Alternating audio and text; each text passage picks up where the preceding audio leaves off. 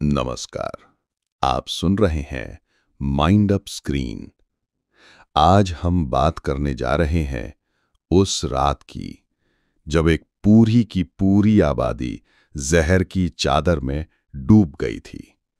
Bhopal gas त्रासदी, दुनिया की सबसे बड़ी औद्योगिक दुर्घटना, जिसने हजारों जिंदगियों को एक झटके में खत्म कर दिया था। आज हम उस रात की कहानी सुनाएंगे, बिना किसी शोर शराबे के, वैसे ही जैसे ये हकीकत थी। तो सुनते रहिए माइंड अप स्क्रीन पर। 2 दिसंबर 1984। रात के करीब 10 बज चुके थे। शहर में हर तरफ सुकून और शांति थी। लोग दिन भर की थकान के बाद अपने घरों में आराम कर रहे थे। कुछ परिवार खाना खा चुके थे, कुछ अपने बच्चों को सुला रहे थे। पर इस शहर के एक कोने में उस रात कुछ ऐसा पक रहा था जिसकी गंध भी किसी ने नहीं ली थी। यूनियन कार्बाइड इंडिया लिमिटेड, यह नाम उस वक्त शहर में प्राइड की तरह लिया जाता था। लोगों को लगता था कि यह फैक्ट्री शहर की तरक्की का सिंबल है, लेकिन किसी ने कभी नहीं सोचा था कि यही फैक्ट्री एक दिन मौत की वजह बनेगी। फैक्ट्री में उस रात मिथाइल आइसोसाइनाइड MIC का भंडारण हो रहा था।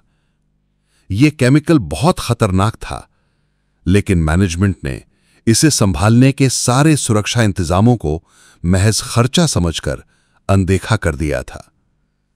अंदर पानी की पाइपलाइन से लीक शुरू हो चुका था और पानी धीरे धीरे MIC के टैंक में घुसता जा रहा था। यह वो केमिकल रिएक्शन था जो इंसानों के बनाए सिस्टम से कहीं ज्यादा तेज था। टैंक के अंदर का टेम्परेचर तेजी से बढ़ रहा था। सेफ्टी वाल्व्स जैम हो चुके थे। इमरजेंसी स्क्रबर्स जो गैस को न्यूट्रलाइज कर सकते थे, वो मेंटेनेंस में थे। फ्लेयर टावर जो गैस को जलाकर खत्म कर सकता था, वो भी बंद पड़ा था। फैक्ट्री के कुछ वर्कर्स ने अलार्म बेल्स बजाने की कोशिश की, मगर मैनेजमेंट ने इसे मामूली समस्या कहकर टाल दिया। लेकिन केमिकल को यह फर्क नहीं पड़ता कि इंसान क्या सोच रहा है। रात के करीब 12:30 बजे टैंक नंबर E610 के अंदर प्रेशर अपनी लिमिट से बाहर जा चुका था और तभी एक धमाके जैसी आवाज के साथ टैंक का सेफ्टी वाल्व उड़ गया। मिथाइल आइसोसाइनाइड की घनी सफेद गैस हवा में उठने लगी। उस वक्त कोई अलार्म नहीं बजा, कोई इवैक्यूएशन ऑर्डर नहीं था। लोगों को इस खतरनाक गैस लीक के बारे में जानकारी तक नहीं दी गई। गैस धीरे धीरे फैक्ट्री की दीवारों को पार करके शहर की बस्तियों में घुसने लगी। शुरुआत में लोगों को लगा कि यह कोई साधारण कोहरा है, लेकिन कुछ ही मिनटों में आंखों में तेज जलन शुरू हो गई, गले में खुजली, खांसी और फिर सांस लेने में तकलीफ। लोगों को समझ ही नहीं आ रहा था कि हो क्या रहा है। किसी ने ऐसी चीज कभी महसूस नहीं की थी। माएं अपने बच्चों को उठाकर बाहर भाग रही थीं। बूढ़े लोग अपनी सांसों के साथ लड़ रहे थे। कई लोग तो नींद में ही इस गैस का शिकार हो गए और कभी जाग नहीं पाए। शहर के अंदर अफरा तफरी मच गई थी। लेकिन सबसे दुख की बात यह थी कि कोई भी नहीं जानता था कि भागें तो भागें किस दिशा में। गैस हवा से हल्की थी और धीरे धीरे पूरे शहर पर छा गई थी। हॉस्पिटल्स के बाहर लंबी कतारें लग चुकी थीं। डॉक्टर्स के पास इलाज के लिए दवा नहीं थी, क्योंकि किसी को यह तक नहीं पता था कि कौन सी गैस लीक हुई है। लोग बस एक दूसरे को पानी पिला रहे थे, लेकिन उनकी सांसें बंद हो रही थीं। रात के करीब 1 बज चुके थे। भोपाल शहर की वो तंग गलियां जो दिन भर लोगों की चहलकदमी से जिंदा रहती थीं, अब दहशत में बदल चुकी थीं।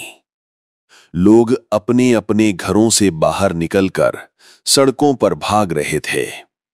कहीं कोई दिशा तय नहीं थी, बस एक ही चीज थी, आंखों में जलन, सीने में घुटन और सांसों के लिए जंग। कोई अपने बच्चों को कंधों पर उठाकर भाग रहा था, तो कोई अपने बुजुर्ग माँ बाप को पकड़कर किसी साफ हवा की तलाश में भटक रहा था। लेकिन ये जहरीली गैस हवा से हल्की थी और पूरे शहर में फैल चुकी थी। भागने का कोई रास्ता नहीं बचा था। हॉस्पिटल्स में हालात बेकाबू हो चुके थे। डॉक्टर्स को समझ ही नहीं आ रहा था कि ये किस चीज का असर है। लोगों की आंखों में सफेदी उतर चुकी थी, सांस लेने की नली सूज चुकी थी और इंटरनल ऑर्गन्स धीरे धीरे काम करना बंद कर रहे थे। किसी ने MIC का नाम तक नहीं सुना था और फैक्ट्री ने कोई इमरजेंसी अलर्ट जारी नहीं किया था। बच्चों के शरीर अकड़ रहे थे, सड़कों पर खून, उल्टियां और बेसुध इंसान। ये नजारा किसी युद्ध क्षेत्र से कम नहीं था। जो लोग दौड़ने की हालत में नहीं थे, वो वहीं जमीन पर गिरकर तड़पने लगे। जिनके घर में दरवाजे खिड़कियां बंद थीं, वो भी इस गैस के असर से नहीं बच सके। शहर के रेलवे स्टेशन पर हालात और भी खराब थे। वहां वो लोग थे जो शहर से बाहर जाने की तैयारी में थे, पर अब उनके लिए बाहर जाने का कोई रास्ता ही नहीं बचा था। सुबह के करीब 4 बजते बजते भोपाल एक लाशों के शहर में बदल चुका था।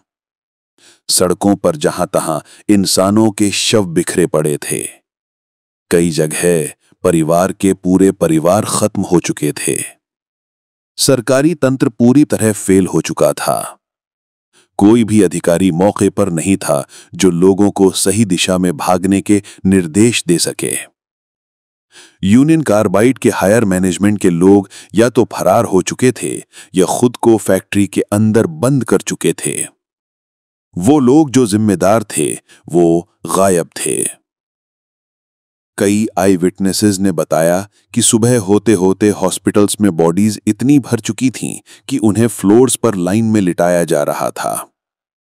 डॉक्टर्स और नर्सेस की आंखें भी उस गैस के असर से जल रही थीं, पर इलाज करना उनकी मजबूरी थी।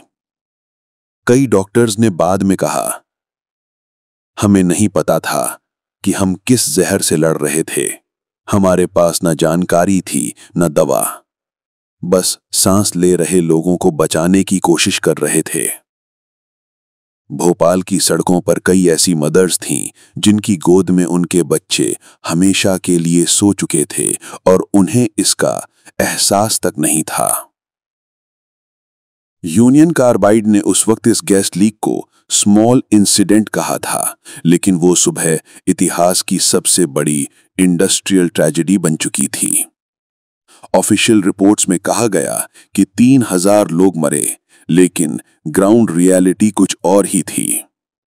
सालों बाद तक ये आंकड़ा बढ़ता रहा। असली आंकड़ा 15,000 से 20,000 के बीच माना जाता है। सुबह हो चुकी थी, लेकिन भोपाल के लिए वो सुबह वैसी नहीं थी जैसी आमतौर पर होती है। सूरज की रोशनी शहर पर तो पड़ी थी, मगर जमीन पर बिखरे पड़े लाशों के ढेर, चीखते चिल्लाते परिजन और सांसों के लिए जूझते लोग, ये सब मिलकर उस सुबह को और भी डरावना बना रहे थे। शहर के हर बड़े अस्पताल के बाहर भीड़ थी, लेकिन ये भीड़ किसी उम्मीद के साथ नहीं आई थी। ये भीड़ डर और बेबसी से भरी थी। बहुत से लोग तो खुद भी बीमार थे, लेकिन वो अपने परिजनों की लाशें उठाकर इधर उधर भटक रहे थे, शायद इस उम्मीद में कि कोई डॉक्टर कुछ कर देगा। मगर डॉक्टरों के पास ना सही दवाइयां थीं, ना सही इलाज की जानकारी। कई स्थानीय लोगों ने अपने गमछों और रुमालों को भिगोकर मास्क बना लिए थे, पर वो भी अब काम नहीं आ रहे थे। सरकारी अधिकारियों के दौरे शुरू हो चुके थे, मीडिया भी पहुंच गई थी, मगर यूनियन कार्बाइड का मैनेजमेंट अभी भी चुप था। जब उनसे पूछा गया कि ये गैस आखिर थी क्या, तो जवाब मिला, it's just a minor leak.